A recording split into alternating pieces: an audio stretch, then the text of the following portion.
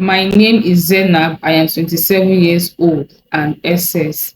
Guys, this is the story of a lady 27 years old. She's shared this story with me so that I can educate and enlighten people the importance of knowing your genotype and doing the right thing before marriage. Let's go into the story. That is, I live with SS. My parents are both AS. That's quite unfortunate. Oh, they knew, they were told, they still married. They said God will approve of it. Really? They said love would be enough. They said faith will cover the consequences. I am the consequences. She is saying that she's the consequences of whatever they did. I was diagnosed before I was two. My childhood memories are not playing grass or cartoons. They were hospitals, needles, and adults whispering when they thought I couldn't hear.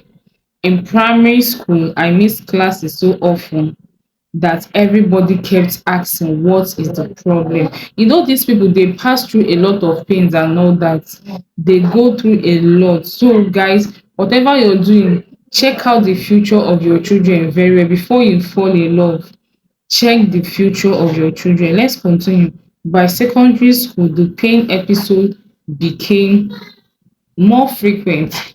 I would wake up excited for school and end up on a hospital bed.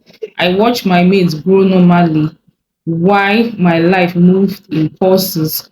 Hospital, school, recovery, repeatedly. That means he goes to school, before you know, he finds himself in the hospital, he comes back again, he recovers, he goes to school. So the lifestyle became boring to her. At 15, I lost my brother. That day changed my life. And she lost her brother to SS. Actually, that means both children were SS. My parents broke down in front of me, crying, apologizing, saying we followed fate. We didn't think, but the damage has been done already. Why are they apologizing? What do they want this lady to do? She's already born, she's getting to adulthood, she's facing the consequences already. Let's continue with the story. Sometimes I forgive them, sometimes I resent them deeply. Both feelings live in me. In university, I tried to be normal. I joined sickle cell advocacy to educate parents and to tell them to need to check their genotype and do the right thing. Because of our experience, she had to join a group to educate parents on the need to know their genotype and do the right thing before getting married. It's quite unfortunate, very, very unfortunate. What they didn't see is me crying alone at night. She had night cries. When she cries, she remembers her life, her genotype, she falls into cry. Okay, let's continue. After another silent pain episode, they did not see the fear that comes with planning a future in a body that doesn't always cooperate. Yeah, the body doesn't always cooperate. Actually, sometimes you want to run, you want to play, you want to do those things the normal children would do, but will not be able to do it just because of your condition. And relationships, that's another one. That is the biggest part of it.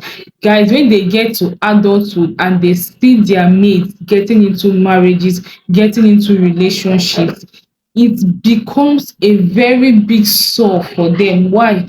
Because when the partner finds out that her messes, they run away. I think this is the story of Zainab. Let's continue. I have been loved briefly the moment conversations turned serious about marriage, children, and commitment. They leave. You don't blame them. Yes, because nobody wants to plan a future with such people. One man once said he would do anything for me. He talked about taking me abroad, better care, a life without fear. I believed him for the first time. My life rested. Then one day he stopped calling. This is always the fear. That heartbreak triggered one of the worst crises I had as an adult. Not because of physical stress, but because hope collapsed. Now, this was a guy that already promised her a lot, but because of her situation, the guy had to take a pause. Now I am older.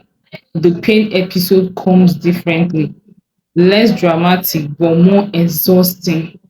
My body recovers slowly. My fears are heavy. I ask myself questions my parents never asked each other.